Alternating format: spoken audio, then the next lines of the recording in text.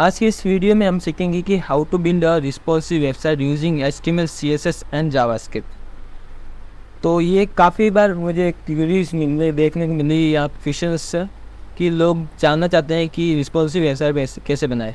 Actually responsive website आज के time में तो टेलविन और CSS बूटस्ट्रैप की मदद से बना लेते हैं।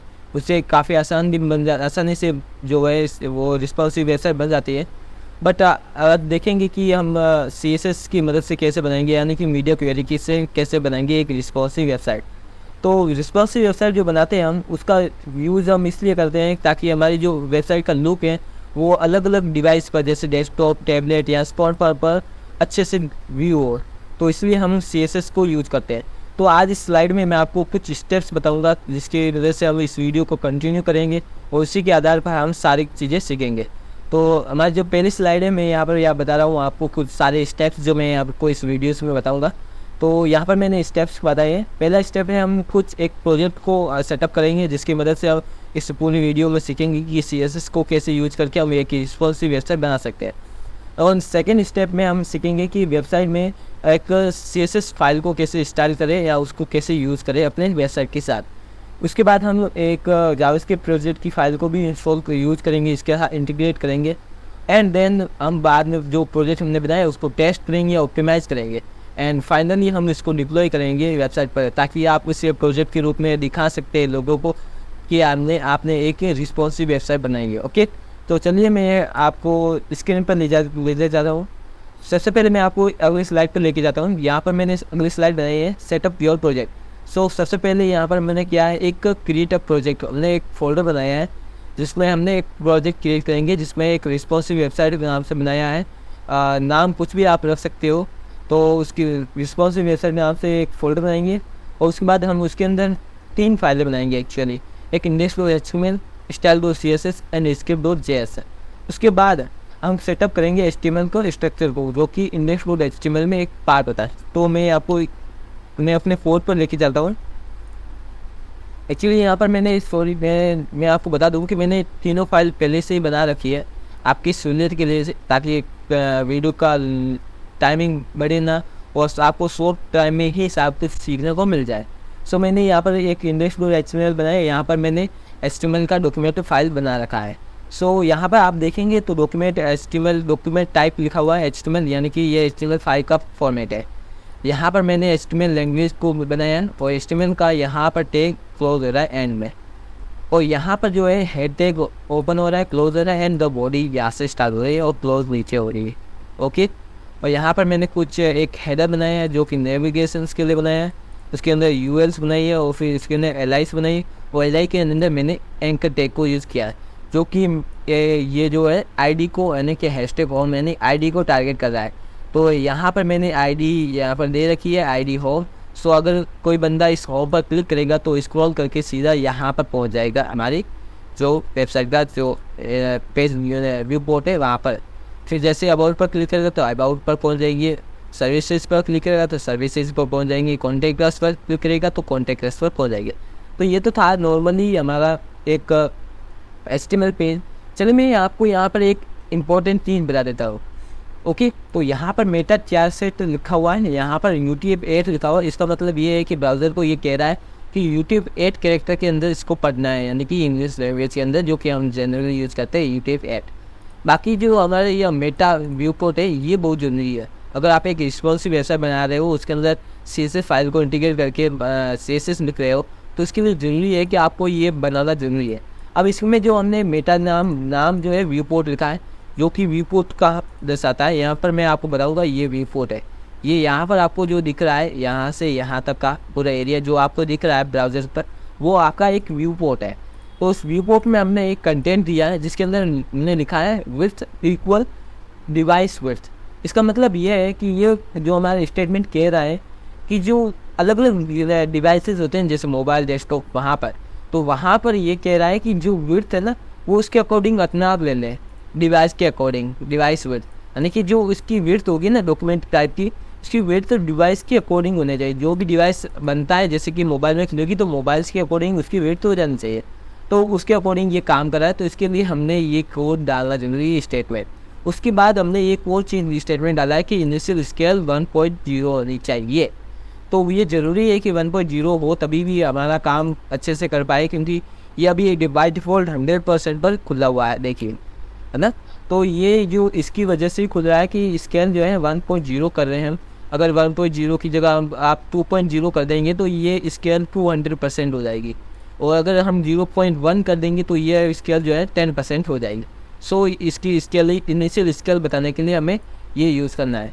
चलो अब नेक्स्ट चलते हैं। हमने यहाँ पर टाइटल रखा है, इसके अलावा यहाँ पर मैंने स्टाइल सीरीज की मदद से रेफरेंस बनाया और एक हाइपर रेफरेंस दिया है HTML CSS स्टाइल CSS का, जो कि इस फाइल को लिंक कर रहा है। ओके। इसके बाद हम चलते हैं नीचे, जहाँ मैंने यहाँ पर इसके टैग के अंदर जो जावास्क्रिप्ट फाइल है उसको मैंने इंडेक्स किया है या लिंक किया है। ओके, SRC की मदद से। इतना काम हो गया, सिंपल। चलिए अब नेक्स्ट आपको ले जाता हूँ मैं आपको स्लाइड में वापस। ओके, तो मैं स्लाइड फर्स्ट स्टेप कंप्लीट कर चुका हूँ यहाँ पर। अब चलते हैं सेकंड स्टेप पर। यहाँ पर लिखा है मैंने सेकंड स्टेप में style your website with the CSS। हम CSS यहाँ पर इंस्टॉल करेंगे, यहाँ पर इंटीग्रेट करेंगे। सो फॉर दैट ये हम यहाँ क्या करेंगे कि रीसेट डिफ़ॉल्ट स्टाइल से हम कुछ डिफ़ॉल्ट स्टाइल्स यहाँ पर सेट करेंगे, जो मैं आपको बताऊँगा डिफ़ॉल्ट में क्या स्टाइल्स आती है। इसके बाद हम स्टाइल को बेसिक लेआउट, यहाँ पर एक बेसिक लेआउट बनाएंगे जिसमें बॉडी, हेडर, सेक्शन, सब टोटल बनाएंगे। एंड देन बाद में हम मीडिया क्वेरी की मदद से एक रिस्पॉन्सिव क्वेरीज बनाएंगे, जिसकी मदद से वो हमारी अलग अलग डिवाइस में ओपन होगी, और वही आपको समझने के लायक पार्ट है। ओके, तो मैं चलता हूँ वापस अपने कोड पर। यहाँ पर कोड पे चलेंगे तो यहाँ पर स्टाइल ऑफ CSS मैंने एक फाइल बना रखी है। यहाँ पर जो ये कोड है ना, जैसे मार्जिन 0, पैडिंग 0, बॉक्स साइजिंग, सब बॉर्डर बॉक्स, ये चीज़ें एक बेसिक स्टाइल CSS है। अगर आप ये डालेंगे तभी आपका अच्छे से काम कर पाएगा। अगर नहीं डालेंगे तो जो ब्राउज़र की ऑटोमेटिक खुद की मार्जिन पैडिंग्स आती है वो ऑटोमेटिक आ जाएगी। जैसे लाइक यहाँ पर एक्चुअल अगर आप हटा देंगे कोड यहाँ पर तो आपको वो मार्जिन वगैरह दिखाई देगी। तो मैं आपको थोड़ा सा शो कर देता हूँ ना, इसको मैं सेव कर देता हूँ। यहाँ आता हूँ वापस रिप्रेजेंट कर, ये देखिए यहाँ पर मार्जिन दिख रही है, और इसके बाद स्क्रॉलर वगैरह भी आ जाता है। तो इसलिए आपको ये बेसिक जो स्टाइल दो CSS की प्रॉपर्टीज़ है वो डालनी चाहिए। इसके बाद हम कुछ नॉर्मली प्रॉपर्टीज दे देते हैं, जैसे बॉडी में हमने फॉन्ट फैमिली वगैरह कुछ दे दिया। हेडर में हमने कुछ कोड और दे दिया, जिसके अंदर मैंने पोजीशन फिक्स कर दी है, और इसकी वजह से ये जो हेडर है हमारा वो फिक्स हो चुका है ना। तो मैं इसको पहले वापस रिप्लेस कर देता, ये हेडर जो है फिक्स हो चुका है यहाँ पर, और टॉप से 0 दे दिया है, विड्थ 100% कर दी है। बाकी मेरे को URL को मैंने टारगेट किया है, डिस्प्लेस दिया है, यहाँ पर लिस्ट स्टाइल नन दिया है, जस्ट कंटेंट स्पेस राउंड दिया है सॉरी। फिर कलर टेक्स्ट डेकोरेशन वगैरह नन दिया है, ताकि जो एंकर टेक्स्ट है यहाँ पर कोई अलग से अपना पुता वो बाय डिफ़ॉल्ट वाला अंडरलाइन वाला कुछ भी ना आए। So text decoration none, padding वगैरह हमने अपने हिसाब से दे रखी है। यहाँ पर मैंने एक्चुअली होम जो टारगेट किया उसके अंदर मार्जिन टॉप से नहीं है, ताकि हमारा जो बॉडी टैग है वो थोड़ा सा नीचे आ सके, क्योंकि फिक्स में क्या होता है ये ऊपर आ जाता है, और जो हमारा बॉडी टैग है वो बॉडी पार्ट है वो नीचे चला जाता है। तो इसको मैंने 50% नीचे डाल दिया, तो ये जो डिज़ाइन है अच्छी दिख रही है ना। फिर सेक्शंस को मैंने थोड़ी बहुत स्टाइलिंग दी है, फोटो को मैंने थोड़ी बहुत स्टाइलिंग दी है, आप दे सकते हो, जो कि यहाँ पर दिख रही होगी नीचे ये वाले।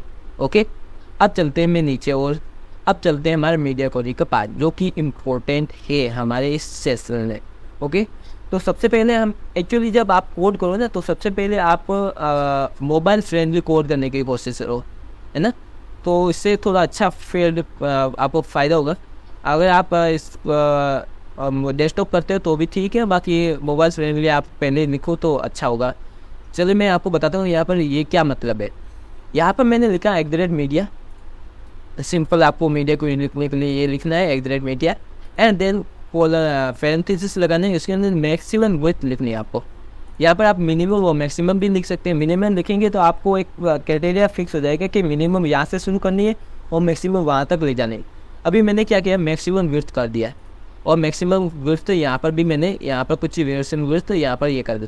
यानी कि अब इसका क्या कहने का मतलब है, अब जैसे कि मैक्सिमम विड्थ यानी कि 480 पिक्सल हो जाएगी। जैसे मैं यहाँ पर ले जाता हूँ, इसका एस्पेक्ट टूल पर ले जाता हूँ, यहाँ पर देखिए 320 पिक्सल, 380, 425, ये जो है इस यहाँ तक, अब 480 पिक्सल, जैसे मैं इससे आगे ले जाऊँगा ना यहाँ पर, तो मैक्सिमम विड्थ तो यहाँ पर थी ना 480 पिक्सल। तो जैसे इस यहाँ तक जो हमारा ये वाला फोन है ना, ये एक्चुअली ये वाला फोन हमारे यहीं तक चलेगा 320 पिक्सल, क्योंकि ये इसके अंदर है। जैसे मैक्सिमम यहाँ पर पहुँच गया ना, उसके बाद वो फोन दूसरा चलेगा, है ना। ओके, उसके बाद जैसे मैंने 780 पिक्सल मैंने लगाया, यानी कि मैक्सिमम विड्थ, यानी कि मैक्सिमम विड्थ तो इसकी होनी चाहिए 780 पिक्सल, 68 पिक्सल, जो कि यहाँ पर दिख रही होगी। ये देखो टेबलेट की आपकी दिख रही है 768 पिक्सल यहाँ बीच में सेंटर में। ओके, 768 पिक्सल, यहाँ पर मैंने 768 पिक्सल बोला है, यहाँ पर बोला है, लेकिन मैं 768 पिक्सल तक मैं फ्लैश डायरेक्शन कॉलम रखूँगा, है ना। तो यहाँ पर देखेंगे आप कॉलम दिख रहे हैं आपको, है ना। जो पहले आपको जैसे आप देखेंगे पहले तो ये इस तरह से दिख रहे थे हॉरिजॉन्टल में, अब वर्टिकल में आपको कॉलम में दिख रहे होंगे, एक के बाद एक नीचे। ऐसा इसलिए क्योंकि हमने यहाँ पर पोल लिख रखा है कि 768 पिक्सल मैक्सिमम है, इससे नीचे हमें यह काम करवाना है कि कॉलम में रख रहे हैं। अब जिससे मैं 768 से एक पिक्सल भी आगे बढ़ाऊँगा ना, ये देखिए, अब मैं पहले 768 पिक्सल कर देता हूँ। अब जैसे ही एक बढ़ाऊँगा ना, ये चेंज होगी चेंज। अब बाई डिफ़ॉल्ट ये जो CSS है ना, जो नए व्यूअर वाले ये ले रहा है, जो कि डिस्प्ले फ्लैश ले रहा है, तो काम ये इसी तरह से करता है ना। तो आप इससे अपने हिसाब से और भी टेस्ट कर सकते हैं कैसे करता है। मैंने एक डेमो वैसा बताई थी आपके लिए। तो इसके बाद मैं थोड़ा जावास्क्रिप्ट को भी थोड़ा कोड सिखा देता हूँ आपको, वो भी इम्पोर्टेंट है आपके लिए, थोड़ा और मज़ेदार हो गया चीज़, ये सेशन आपके लिए और इंटरेस्टिंग हो जाए। तो मैं स्लाइड में चला देता हूँ एक बार। मैं फर्स्ट तो थर्ड स्टेप में आ गया, जहाँ पर इंटीग्रेटिविटी करेंगे एक जावास्क्रिप्ट फाइल के साथ। तो जावास्क्रिप्ट फाइल के साथ इंटरेक्शन करेंगे, उस फाइल को जोड़ेंगे, उसके साथ CSS के साथ हम जावास्क्रिप्ट मदद से खेलेंगे। तो खेलेंगे नहीं, जावास्क्रिप्ट बंदे है ना।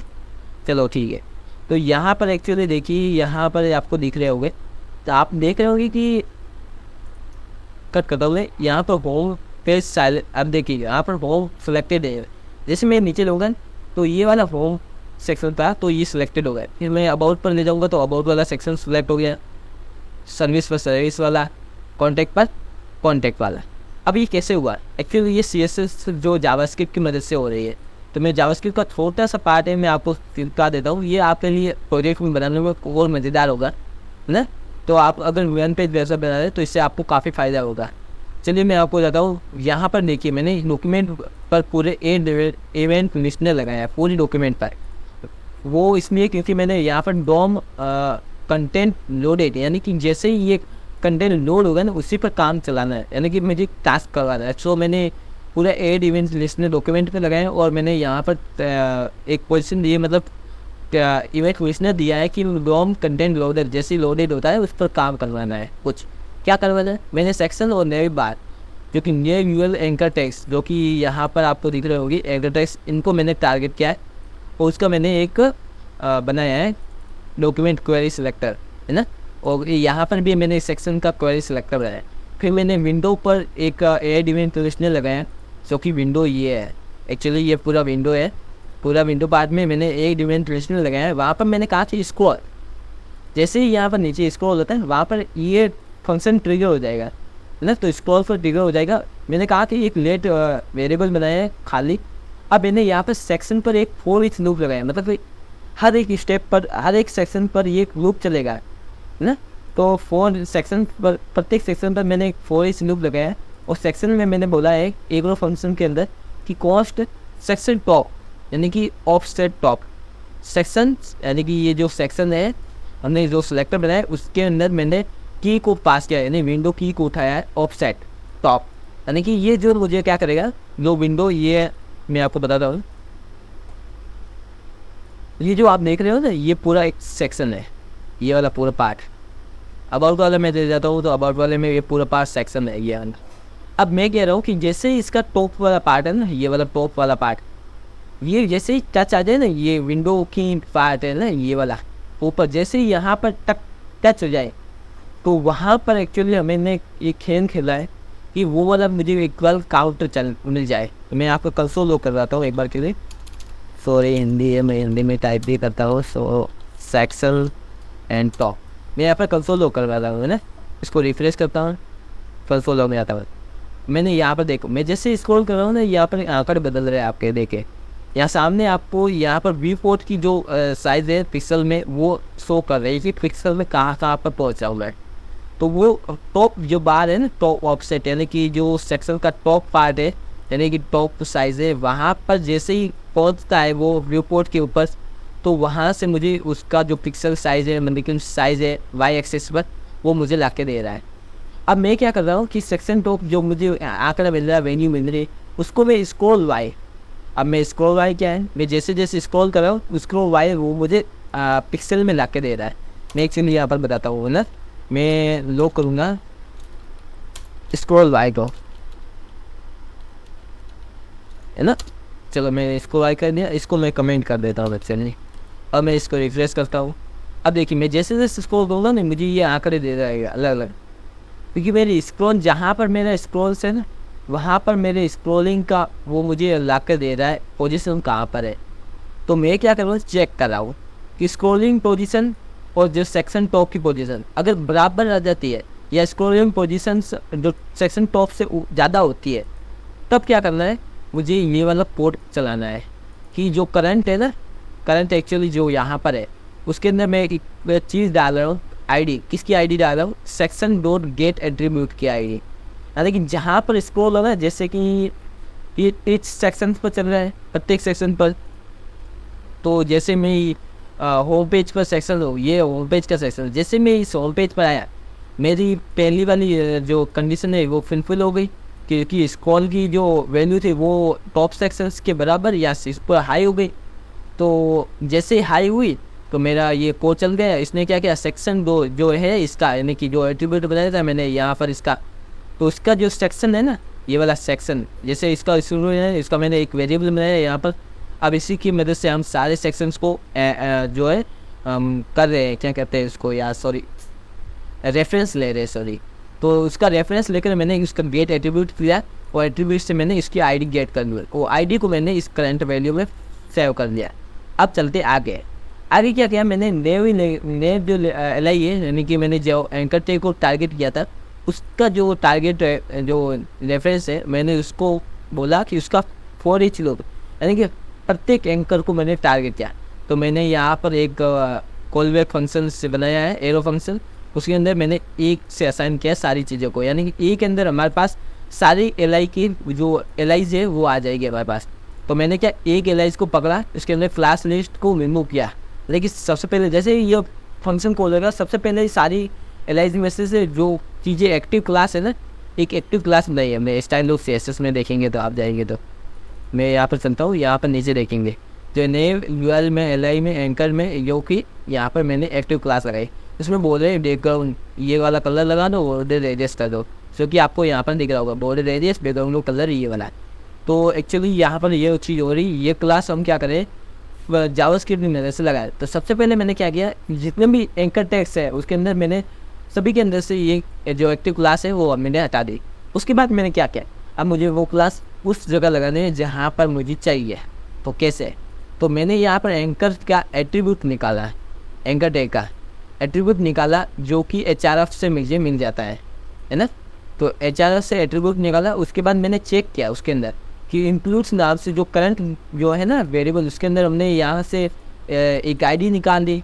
जैसे मैंने स्क्रॉल किया, यहाँ पर मेरे पहली कंडीशन फुलफिल हुई, उस वजह से यहाँ पर होम में से जो आईडी निकली थी वो यहाँ पर चली गई। एक्चुअली मैं आपको यहाँ बताता हूँ ना, मैं यहाँ पर आपको बताता हूँ CURRT करंट, और मैं इसको नीचे ले लेता हूँ, और जैसे लूप ख़त्म हुआ मुझे ये करंट ला के दे देगा। ओके, मैं रिफ्रेश करता हूँ यहाँ पर। अब जैसे ये कुछ लोग आ रहे हैं, मैं जैसे नीचे लेता हूँ यहाँ पर करंट आ गया होम, क्योंकि बार बार जैसे लूप चल रहा है स्क्रॉल पर मुझे बार बार होमिंग मिल रहा है। जैसे मैं अबाउट पर पहुँचूँगा मुझे अबाउट मिल गया, तो करंट में वो वैल्यू सेव हो रही है।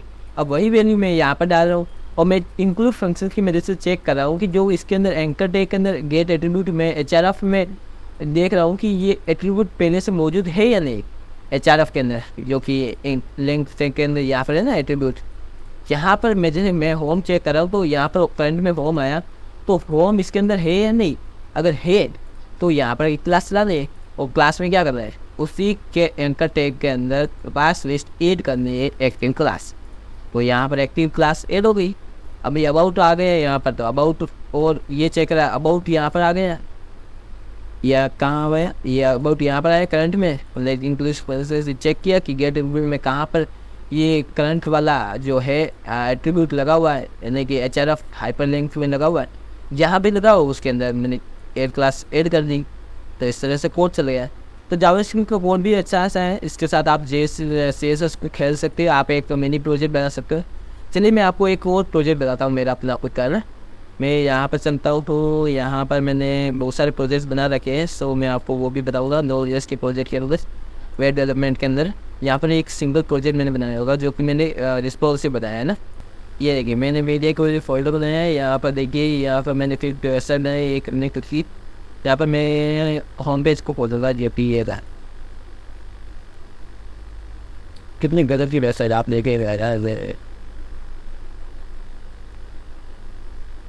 ये देखिए ये मैंने पूरी रिस्पॉन्सिव वेबसाइट बनाई। मैं आपको इसका लिंक जरूर दूँगा, रिपोजिटरी का लिंक आप चेक कर सकते हो, है ना। तो ये चीज़ पूरा का कंटेंट है, आप इसके अंदर जाएंगे, इंस्पेक्ट करेंगे, और इसको मैं मोबाइल में ले जाता हूँ। ये देखो मोबाइल में इतना अच्छा व्यू खुल रहा है ना, सब कुछ अच्छे से चल रहा है। मेरा सारा प्रोग्राम वगैरह अच्छे से बनाया है, रिस्पॉन्सिव बनाया है, यहाँ पर देख सकते हैं सारा कुछ आपको अच्छे से दिखेगा। मैं इसको साइड में ले जाता हूँ, ये देखिए बिल्कुल मोबाइल फ्रेंडली है। अब मैं इस मोबाइल में ले जाता हूँ, मोबाइल में आपको ऐसा दिखेगा व्यू, और फिर टैबलेट में कुछ इस पास से दिखेगा। ये सब आप मीडिया को सीख सकते हैं। मैंने इसका पूरा लिंक दूंगा ताकि आप इस कोड को समझ सकते हैं, इसके अंदर कोड के अंदर क्या क्या चीज़ें हैं, किस तरह से मैंने मीडिया क्वेरी को यूज किया है, वो सब कुछ आप इसके अंदर सीख सकते हो। मैं इस कोड में इसे खोल कर भी दिखा देता हूँ, तो आपको वो क्लैरिटी मिल जाएगी कि मीडिया क्वेरी को कैसे यूज करें, है ना। ये सब कुछ है देखिए। क्या मैंने जो CSS मैंने बनाई थी, जो कि मेनली मैंने CSS बनाई थी डिफ़ॉल्ट CSS ये वाली है। इसके बाद मैंने ये और भी CSS बनाई मीडिया क्वेरी के लिए, जो कि हम जो डिफ़ॉल्ट है, मतलब ये बेसिक्स डिफ़ॉल्ट बेसिक्स CSS है, और जो रिस्पॉन्सिव CSS मैंने अलग से बनाई थी। या देख सकते हो आप, मैंने एडिटेड मीडिया क्वेरी लगाई है, जहाँ पर ऑलरेडी स्टेज लेने में गई है कि मिनिमम विड्थ तक 500 पिक्सल्स होने चाहिए, यानी कि मिनिमम विड्थ 576 पिक्सल होगी, उसके नीचे ये काम करेगा। उसके बाद मैंने मिनिमम वेज तो मैंने यहाँ पर इसलिए डाल दी, यानी कि जैसे ही वर्ष इतनी हो जाती है 768, तो वहाँ तक ये काम चलेगा, 4 ये चलेगा। फिर आगे मैंने और इस तरह से और चलेगा 902 तक। मैंने काफ़ी सारे डिवाइड किए हैं, क्योंकि अलग अलग डिवाइस पर अलग अलग ये कंटेंट चल रहा है। तो बड़े डेस्कटॉप पर भी इस तरह से मैंने CSS उसकी लिखी है। तो आप ये पूरा प्रोजेक्ट चेकआउट कर सकते हैं कैसे ये मैंने काम किया है यहाँ पर। तो जावास्क्रिप्ट का भी मैंने यूज़ किया ताकि वो मेन्यू पार्ट हमें दिख सके अच्छे से, किस तरह से दिख रहा है ना। तो वो सब कुछ मैंने यहाँ पर लगाया है। इसके अलावा मैंने यहाँ पर एक और चीज़ भी लगाई है, सॉरी उसका jQuery तो नहीं, वो चेक की बता रहा है आप। ये फॉन्ट के लिए मैंने जावास्क्रिप्ट का चेक लगाया है, बाकी ये वजह है। ओके, जावास्क्रिप्ट वगैरह ये सब कुछ आप इसमें देख सकते हैं। प्रोजेक्ट में आपको लॉन्च करके दे दूँगा, डिस्क्रिप्शन में आपको इसके लिए मिल जाएगी। वैसे मैं आपको बता दूँ कि अगर आप एक 5,000 रुपये जीतना चाहते हैं, ऑफकोर्स जीतने चाहते हैं, और क्या इसके साथ साथ आप एक डोमेन और स्टूडियो जीतना चाहते हैं, बिल्कुल फ्री है अलग। तो ये चीज़ हम आपको एक गिव में दे रहे हैं, तो गिव भी लॉन्च हो चुका होगा। आप अगर मेरे चैनल यूट्यूब पर जाएंगे तो आपको सारी डिटेल मिल जाएगी। एक क्लिक ऑफ इसमें 30 डेज का पोलिंग चैलेंज चल रहा है, उसमें गिव चला रहे हैं। तो 3 मिलियन समथिंग रहे, जिसमें हम फर्स्ट मिलियन को 5,000 रुपये दे रहे हैं, साथ में डोमेन और होस्टिंग दे रहे हैं। इसके अलावा और उसको हम खुद उसको एक वेबसाइट बना कर भी देंगे। अगर आप बिजनेस में तो आप अगर आप फादर का वगैरह किस कभी भी बिजनेस है, हम उसके लिए एक वेबसाइट बना कर देंगे बिल्कुल फ्री। और उसी तरह से सेकेंड और थर्ड का भी अच्छा सा इनाम मिलेगा, उनको भी बड़ा इनाम मिलेगा। फिर मिलाकर हम इस वीडियो में आपको 30 से 25 हज़ार का इनाम दे रहे हैं। तो जरूर चेकआउट करें गिव को, आपको इसकी लिंक डिस्क्रिप्शन में मिल जाएगी। Thank you so much for watching this video. Thank you.